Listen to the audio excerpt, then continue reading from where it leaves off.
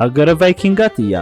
ሃገርቶም ነዋሕቲ ጻዓዱን ተዋጋእትን ህዝብታት ስካንዲኔቪያዊት ዝብል ስም ይገልጻ እዩ።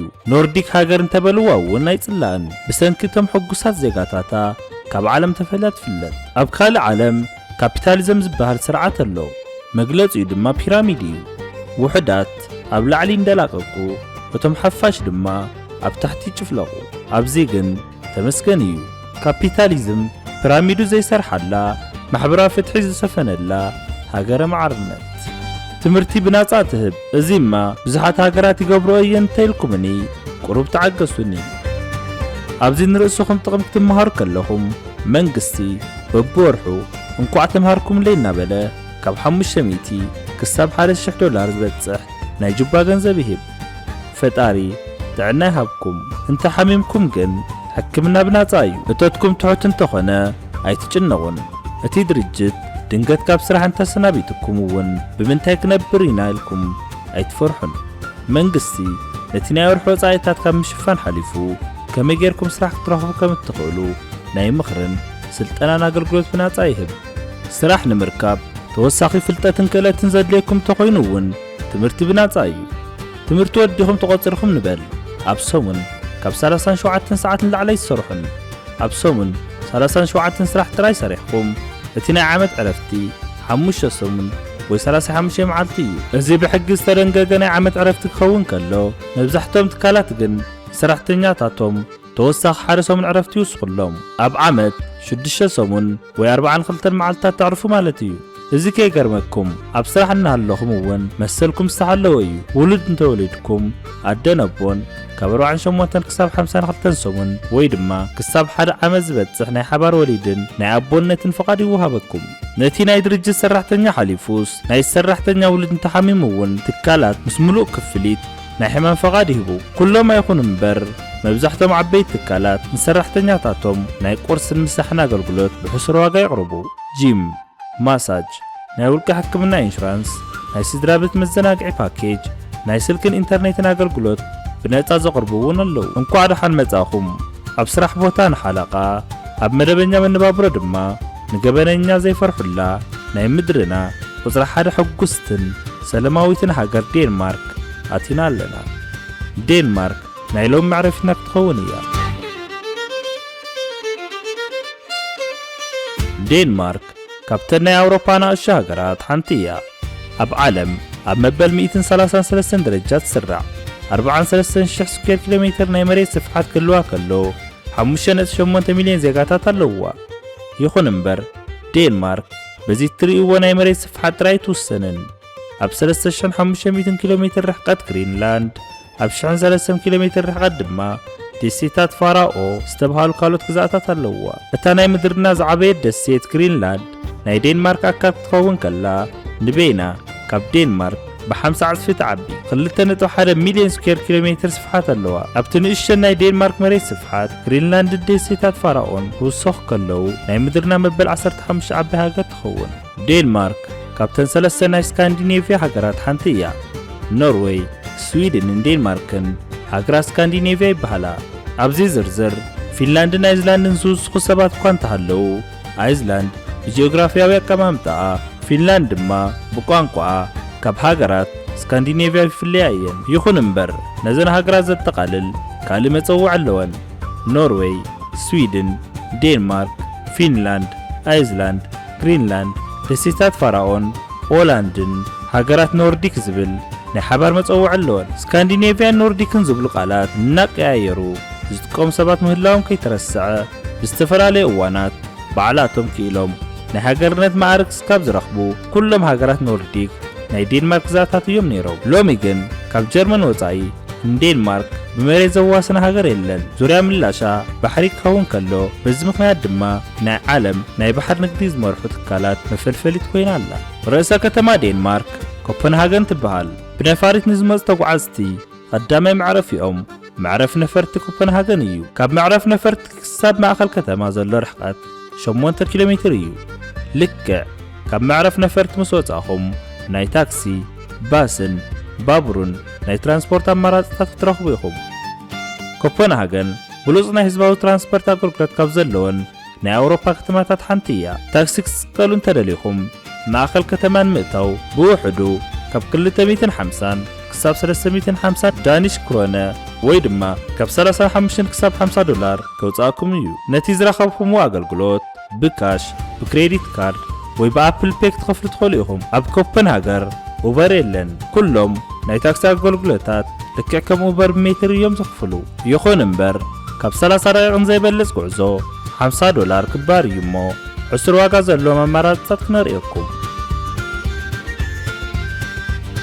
ካብ መዕርፎ ነፈርቲ ልክዕ ምስ ወፃእኹም ናይ ትኬት ማሽን ክትረኽቡ ኢኹም። እቲ ማሽን ብዴኒሽ ብጀርመንኛን ብእንግሊዝኛን ቋንቋታት ትሰርሕ። እትኽእልዎ ቋንቋ መሪፅኩም እትኸድሉ ቦታ ብምእታው ትኬት ክትገዙ ትኽእሉ ኢኹም። ካብቲ ማሽን ትገዝዎ ትኬት ንባስ ንባቡርን ንሜትሮን የገልግል እዩ። ሜትሮ እውን ናይ ባቡር ኣገልግሎት እንተኾነ ካብ ኮፐንሃገን ከይወፀ ኣገልግሎት ዝህብ ምዃኑ ናይ ከተማ ባቡር ክንብሎ ንኽእል ኢና። ምቾቱ እውን ካብቲ መደበኛ ዝሓሸ እዩ። ህዝባዊ ትራንስፖርት እንተመሪፅኩም ብታክሲ 50 ዶላር ዘውፃእኩም መንገዲ ካብ 5 ዶላር ብዘይበልፅ ዋጋ ክትጓዓዙ ትኽእሉ ኢኹም። ንቕልጣፈ ክበሃል ግን ካብ ባስ ንላዕሊ ናይ ሜትሮ ኣገልግሎት ተጠቒምኩም ይምረፅ። ከም ኩነታት ትራፊክ ዝፈላለ እኳ እንተኾነ ብባስ ማእኸል ከተማ ንምእታው ብግምት 45 ደቂቕ ይወስድ። ብባቡር እንተኾይኑ ግን 15 እንተበዚሑ 20 ደቂቕ ጥራይ እዩ። ሕጂ ማእኸል ከተማ በፂሕና ኣለና። ቅድሚ 40 ዓመት ኮፐንሃገን ነዛ ናይ ሎሚ ኮፐንሃገን ኣይትመስልን ነይራ። ብፍላይ ኣብ መወዳእታ እዋን 1980ታት ንድሕሪ ዝተመልሰትን ንውድቀት ዝቐረበትን ከተማ ነበረት። ናይ ቁጠባ ዓንዲ ሕቆ ዝነበሩ ኢንዱስትሪታታ ነታ ከተማ ገዲፎም ዝወፅሉ ንድሕሪት ምትራፋ ምኽንያት ነበርታ እውን ረሕሪሖም ዝተሰደድሉ ናይ ወሓዝቲ ገማግማ ብናይ ፋብሪካታት ርስሓት ዝተበከሉሉ መንእሰያታ ንመነባብሮ ዘይመርፅዋ ከተማ ነበረት። ሎሚ ታሪክ ተቐይሩ እዩ። ቅድሚ 40 ዓመት ናይ ባዕላ ዜጋታት ንኑሮ ዘይመርፅዋ ከተማ ሎሚ ንመነባብሮ ምቹውቲ ካብ ዝበሃላ ናይ ዓለም ከተማታት ኣብ መበል ካልኣይ ደረጃ ትስራዕ። ኮፐንሃገን ቁጥሪ ብሽክለታ ካብ ቁጥሪ መካይን ዝበዝሓላ 60 ሚእታዊ ነበርታ ብሽክለታ ከም ቀንዲ ናይ ትራንስፖርት ኣማራፂ ዝጥቀሙላ ከተማ እያ። ብሽክሌታ ንምዝዋር ቀጥ ዝበለን ምቹውን ኣቀማምጣ ዘለዋ ኣፍንጫ ዘይስርስር ካብ ብክለት ዝፀረየት ንጽህቲ ከተማ ምዃና ናይ ብሽክሌታ ዘወርቲ ገነት ገይርዋ ኣሎ። ኮፐንሃገን ናይ ካርቦን ልቀት ዜሮን ምግባር መደብ ሓንፂዛ ክትሰርሕ ጀመረት ከም መቆጻጸሪ ኣውሮፓውያን ኣብ 2012 እዩ ነይሩ።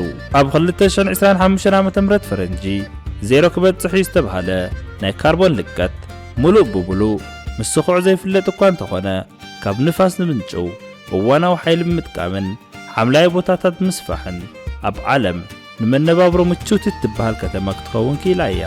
ብዙሓት ናይ ዓለም ከተማታት ዜርኩም ብሉጻት ኣብ ዝበሃሉ ሬስቶራንታት ምሳሕ በሊዕኹም ክትኾኑ ትኽእሉ ኢኹም። ሎሚ ነሪአኩም ሬስቶራንት ግን ንሓሙሽተ ተኸታተልቲ ዓመታት ናይ ዓለምና ብሉጽ ሬስቶራንትነት ክብሪ ተዓዊቱ እዩ። ኖማ ይበሃል። ምግብታቱ ኣጻብዕቲ ዘቆርጥሙ ዝንኡ ኣብ መላእ ዓለም ዝገነነ ዋላ እንተኾነ ብዘመናዊ ነገራት ዝተሽቆጥቆጠ ኣይኮነን። ናይ ዓለምና ብሉጽ ሬስቶራንት ዘበሎ እውን ካብቲ ምግቡ ምጥዓሙ ሓሊፉ ካብ ግብኣት ጀሚሩ ኣሰራርሑን ኣቀራርቡን ምስቲ ተፈጥራዊ ናይ ምግቢ ስርዓትና ዝተኣሳሰረ ብምዃኑ እዩ። ካብ ቀረባ እዋን ጀሚሩ ግን ከም ቀደም ኣብ ዘለኹምዎ ሰዓት ከድኩም ዝደለኹምዎ ምግቢ ኣዚዝኩም እትምገቡሉ መደበኛ ገባብ ተቐይሩ እዩ። በቲ ሓድሽ ኣሰራርሓ መሰረት ኣገልግሎት ዝወሃብ ብትእዛዝ ወይ ድማ ሪዘርቬሽን ጥራይ ክኸውን ከሎ ገንዘብ እትኸፍሉ እውን ብምግቢ ዘይኮነስ ብወንበር እዩ። ኣብ ኖማ ተራኺብኩም ሓደ ወንበር ሒዝኩም ንምምጋብ 4400 ናይ ዴኒሽ ክሮነ ወይ ድማ 620 ዶላር ክትኸፍሉ ይግባእ። ምግበይ ብወይኒ እንተዘይወራሪደያ ኣይኮነለይን እንተኢልኩም ድማ ንሓደ ሰብ 350 ዶላር ይወስኽሉ። ንሓደ ወንበር 1,000 ዶላር ማለት እዩ። እሱ እውን ዕድለኛ ኮይንኩም ወንበር እንተረኺብኩም እዩ። ምኽንያቱ ወንበር ንምርካብ ናይ ብዙሓት ኣዋርሕ ተሰላፊ ኮይንኩም ክትጽበዩ ትግደዱ። ንሱ እውን ዓይንኹም ከይዓፀኹም ልክዕ መሸጣ ምስ ተጀመረ ኣብ ውሽጢ ደቂቃታት ናይ ብዙሓት ኣዋርሕ ወንበራት ተሸይጦም ይጠፍኡ። ብተጠባባቕነት ተመዝጊበ ዕድለይ ክፍትን እየ እንተኢልኩም ግን ኣብቲ ዝምልከቶ ድሕረ ገጽ ቅድመ ክፍሊት ምትሓዝ ክትምዝገቡ ትኽእሉ ኢኹም። ኮፐንሃገን ካብቲ መደበኛ ናይ መነባብሮ ኣገባብ ርሒቖም ኣብ ባዕላቶም ዓለም ክነብሩ ንዝደልዩ ዜጋታት ዝደለይዎ ዓይነት ናይ መነባብሮ ስታይል ክኽተሉ ነፃነት ትህብ ከተማ እያ። ኣብታ ከተማ መንግስቲ ይኹን ውልቀ ሰባት ዘይቆጻጸርዎ ነፃ ዜጋታት ማሕበረሰብ መስሪቶም ከም ፍቓዶም ዝነብሩሉ ሰፈር ኣሎ። ፍሪታውን ክሪስቲንያ ይበሃል። ቀደም ወታደራዊ መእዘዚ ነይሩ። ውስን ዝበሃሉ ካብ መደበኛ ማሕበረሰብ ዝተፈለዩ ሰባት ነቲ ከባቢ ወሪሮም ክነብሩሉ ዝጀመሩ ከም ኣቆጻጽር ኣውሮፓውያን ኣብ 1971 ነይሩ። ውስን ብዝኾነ መንገዲ ገበን ንምቁፅጻር ካብ ዝመላለሱ ናይዛ ከተማ ፖሊሳት ወጻኢ እቲ ከባቢ ካብ መንግስቲ ቁጥጥር ነፃ እዩ። ናይ ሓሽሽ መዓወኒ እጽ ብበዝሒ ዝሽየጠሉ ኣብ ዴንማርክን ኣውሮፓን ዘይተለመዱ ብሕብሪ ዝደመቑ ገዛውቲ ዝርከቡሉ ብስነ ስእሊ፣ ሙዚቃን ካልኦት ናይ ጥበብ ስራሕትን ዝፍለጥ ሰፈር እዩ። ስካንዲኔቪያን ኖርዲክን ማሕበራዊ ፍትሒ ብምስፋን ዝፍለጥ ሃገራት እየን። ዴንማርክ ድማ ኣብዚ ዓውዲ ኣብ ዓለም ናይ ካልኣይነት ክብሪ ተዋሂብዋ ኣሎ። ናይ ዴንማርክ ናይ ሃብቲ ምንጪ ዜጋታታ እዮም። ዴንማርክ ካብቶም ልዑል እቶት ዘለዎም ዜጋታታ እናወሰደት ነቶም ትሑት እቶት ዘለዎም ዜጋታታ ትዕድለሉ ስርዓት ኣለዋ። ግብሪ ይበሃል። እታ ሃገር ናይ ግብሪ መጠን ካብ ዘለወን ናይ ኣውሮፓ ሃገራት ቀዳመይቲ ኣብ ዓለም ድማ ኣብ መበል ካልኣይ ደረጃ ዝስራዕ። ጽቡቕነቱ እቶም ተቐበልቲ ኩሉ ግዜ ናይ መንግስቲ ኢድ ክጥምቱ ኣይደልዩን። ስለዚ ድማ ጠንኪሮም ይሰርሑ። ልዑል ግብሪ ዝቑረጸሎም ዜጋታት እውን ኣየማርሩን። ገንዘቦም ከም ካልኦት ናይ ዓለም ሃገራት ብሙስና ናብ ናይ ውልቀ ሰባት ጅባ ይኣቱን። ዝኸፈልዎ ግብሪ ሰላም፣ ድሕንነት፣ መሰረተ ልምዓትን ማሕበራዊ ፍትሕን ኮይኑ ይረኽብዎ። ዴንማርክ ንእሽተን ሃገር እንተኾነት እውን ፍሉይ ክእለት ዘለዎም ዓለም ለኻዊ ክኢላታት ትቕበል እያ።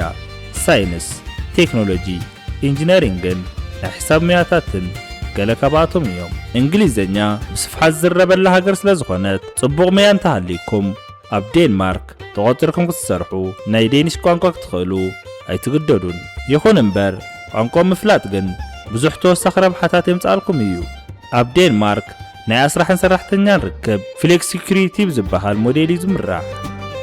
ትካላት ኣብ ዝደለይዎ ሰዓት ሰራሕተኛ ናይ ምቁጻር፣ ኣብ ዝደለይዎ ሰዓት ድማ ናይ ምስንባት ነፃነት ክህልዎም ከሎ ካብ ስራሕ ዝተሰናበቱ ሰራሕተኛታት ድማ ካብ መንግስቲ ሴኩሪቲ ወይ ድማ ውሕስነት ናይ ምርካብ መሰረታዊ መሰል ኣለዎም። ትካላት ኣብ ዝደለይዎ ሰዓት ሰራሕተኛታቶም የሰናብቱ ክበሃል ከሎ ግን ሰራሕተኛታት ኣብ ስራሕ ቦታኦም ጸቕጢ በጽሖም ማለት ኣይኮነን። ስራሕኩም ብጽፉፍን ብግዜን ሰሪሕኩም ተረክቡ ጠንካራ ክኢላ ክሳብ ዝኾንኩም ነፃነትኩም ዝተሓለወ እዩ። መብዛሕትኡ ዓለም ድሕሪ ኮረና ዝፈልጦ ኣብ ገዛ ኾንካ ምስራሕ ዴንማርክ ቅድሚ ኮረና እውን ብበዝሒ ተተግብሮ ነይራ። ኣብ ዴንማርክ ናይ ስራሕ መእተውን መውፅእን ሰዓት ከም ካልእ ዓለም ከም ናይ ፈጣሪ ሕጊ ዝፍራሕ ኣይኮነን። ቀዲምኩም ኣትኹም ቀዲምኩም ክትወፁ፣ ዓርፊርኩም ኣትኹም ድማ ደንኪኹም ክትሰርሑ ትኽእሉ ኢኹም። ደቂቓታት ኣርፈድኩ ሓለቓ ይቐትለኒ እዩ ዝብል ናይ ስልጣን እርከን የለን። እቲ ስራሕ ሓለቓ እዩ፣ እቲ ሓለቓ ድማ ዓርክኻ እዩ። ንሳቶም ፍላት ሃይራርኪ ይብልዎ። እቲ ትካል እስኻ ትሰርሓሉ ናይ ስራሕ መደብ ኣየድልን እዩ ኢሉ እንተሰናቢትካ ዝቕፅል ስራሕ ክሳብ ትረክብ መንግስቲ ንኽልተ ዓመታት ዝኣክል በብወርሑ ደሞዝ ዝኸፍለካ። ስቕ ኢልኻ ግን ነቲ ደሞዝ እናተቐበልካ ምቕማጥ ኣይከኣልን። ስራሕ ምድላይ ካብ ዜጋታት ዝግደድ ሓላፍነት እዩ። ኣብ ስራሕ ዝኽፈል ደሞዝ እኹል ዝበሃል ክኸውን ከሎ ደሞዝኩም ልዑል ብዝኾነ ቁፅሪ ግን እቲ እትኸፍልዎ ግብሪ እውን ልዑል እናኾነ ይኸይድ። ኣብ ዴንማርክ ካብ ኬጂ ክሳብ ዩኒቨርሲቲ ትምህርቲ ብናፃ እዩ ዝወሃብ። ናይ ዴንማርክ ህፃናት ክሳብ 6 ዓመቶም መደበኛ ትምህርቲ ኣይጅምሩን። ከምዚ ደንጉዮም ኣትዮም እውን እንተኾነ እቲ ናይ ትምህርቲ ኣዋህባ ንህፃናት ዘጨንቕ ኣይኮነን። ህፃናት ናይ ገዛ ስራሕ ወይ ድማ ሆምወርክ ኣይወሃቦምን። ፈተና እውን ኣይፍተኑን። ናይ ክፍሊ ደረጃ ዝበሃል ነገር የለን። ኣብ ቤት ትምህርቲ ጸኒሒቶም ፊደላት ምቕላምን ስእሊ ምስኣልን እኳ እንተለመዱ መብዛሕትኡ ግዜ ግን ነቲ ከባቢኦምን ሰባት ንኽለምዱ ዝገብርዎም ጸወታታት ምጽዋት እዮም ዘሕልፍዎ። ህፃናት 15 ዓመት ክሳብ ዝመልኡ ወይ ድማ 9 ክፍሊ ክሳብ ዝበጽሑ መደበኛ ፈተና ይወሃቦምን። 10 ክፍሊ ምምሃር ግዴታ ኣይኮነን። ናይ 9 ክፍሊ ፈተና ወሲዶም ናብ ላዕለወት ናይ ትምህርቲ ተቋማት ክኣቱ ይኽእሉ እዮም። ይኹን እምበር ፈቓደኛታት ዝኾኑ ተምሃሮ ግን ካብ ስድራ ቤቶም ርሒቖም ናይ 10 ክፍሊ ኣብ ናይ ኣዳር ቤት ትምህርቲ ንክከታተሉ ይግበር። እዚ ድማ ርእሶም ናብ ምኽኣል ዝተጋገሩሉ እዋን ስለ ዝኾነ ኮሌጅ ቅድሚ ምእታዎም ህይወት ዝለማመድሉ ግዜ ተገይሩ ይውሰድ። ምስ ሰባት ብሓባር ክነብርሉ ዝኽእሉ ናይ ህይወት ክእለት ወይ ድማ ላይፍ ስኪልስ ይመሃሩ። ናይ ባዕላቶም ምግቢ ኣብሲሎም ምብላዕ፣ ሓመሳ፣ ናይ ጀልባ ምቕዛፍን ኩሉ ዓይነት ውልቀ ሓላፍነታት ምስካምን ይለምዱ። እዚ ስርዓት እዚ ኤፍተር ስኮላ ይበሃል። ናይ ዴንማርክ ተምሃሮ ናይ ካልኣይ ብርኪ ትምህርቶም ወዲኦም ላዕለዎት ናይ ትምህርቲ ተቋማት ክጽምበሩ ከለዉ መንግስቲ በብወርሑ ናይ ጁባ ገንዘብ ይህቦም። ናይ ዴንማርክ ዜጋ እንተኾንኩም ትምህርቲ ምስ ጀመርኩም መመልከቻኹም ኣትኹም ክፍሊት ምቕባል ትጅምሩ። ናይ ኣውሮፓ ሕብረት ኣባል ሃገራት ወይ ናይ ስዊዘርላንድ ዜጋታት ድማ ነቲ ናይ ገንዘብ ድጋፍ ንምርካብ ኣብ ዴንማርክ ኣብ ሰሙን ካብ 10 ክሳብ 12 ሰዓት ተቖፂሮም ክሰርሑ ይግደዱ።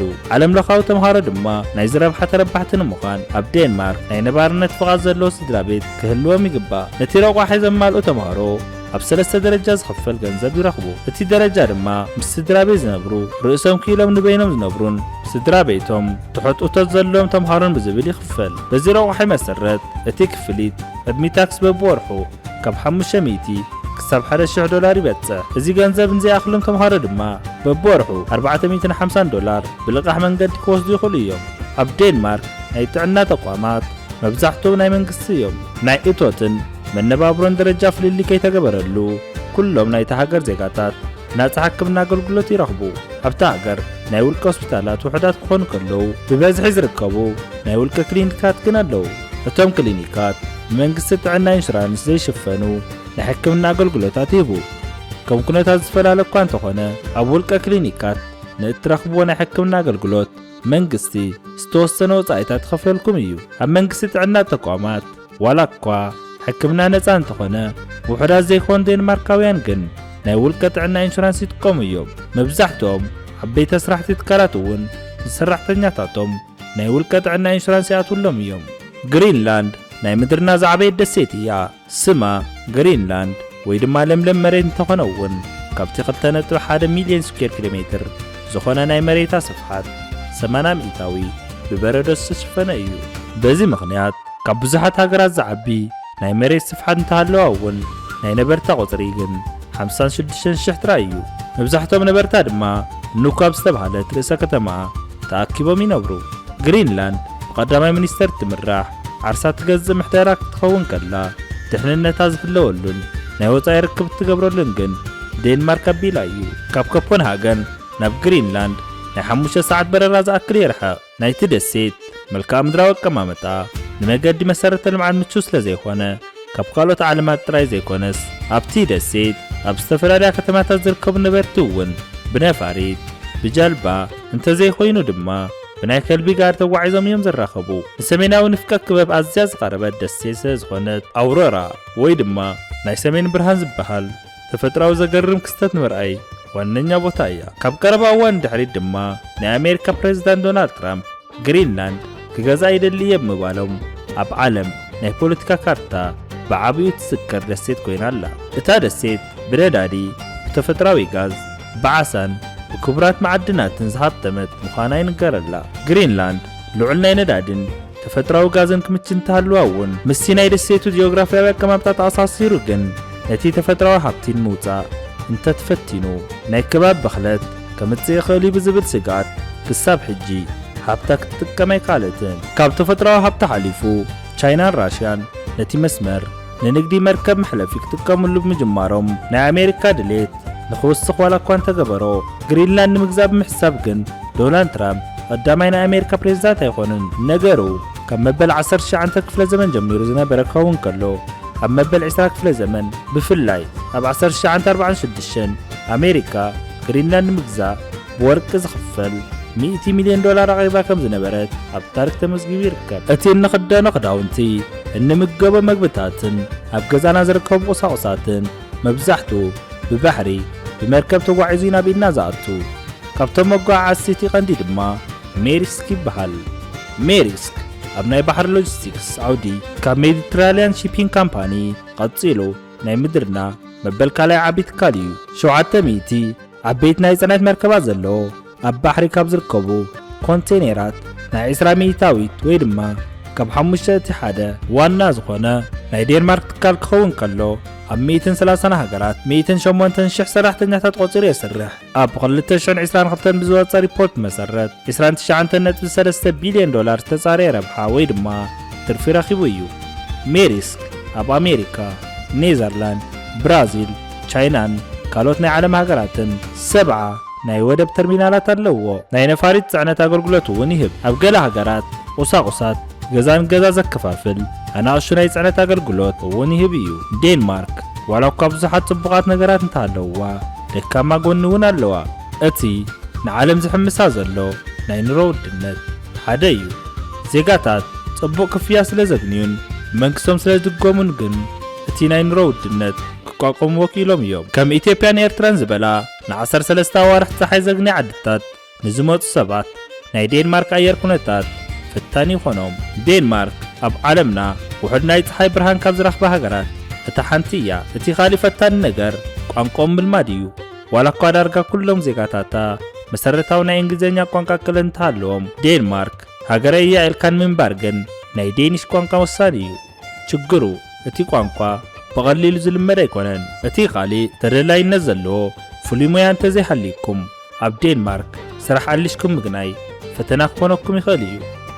ስነ ስራሕ ናይ ዴኒሽ ቋንቋ ብምልማድ ናይ ኑሮ ውድነት ድማ ካብ ኮፐንሃገን ወፂኹም ኣብተን ኣናእሽተን ከተማታት ብምንባር ምሕላፍ ይከኣል እዩ። ክቡራት ተኸታተልትና እዚ ቪድዮ እዚ እንተፈቲኹምዎ ላይክ ክትገብሩ ዘለኩም ርእይቶ ድማ ኣብ ኮመንት ክትጽፉና ከምኡውን መጻኢ መሳጢ መደባት ናቐጥታ ክበጽሓኩም ሰብስክራይብ ብምግባር ኣባል ስድራ ቤትና ይኹኑ። ካብ ልቢ የቐኒየልና ብኻልእ መሳጢ ርእሰ ጉዳይ ሒዝና ክሳብ ንራኸብ ሰላምን ጥዕናን ንኹልና ቻው።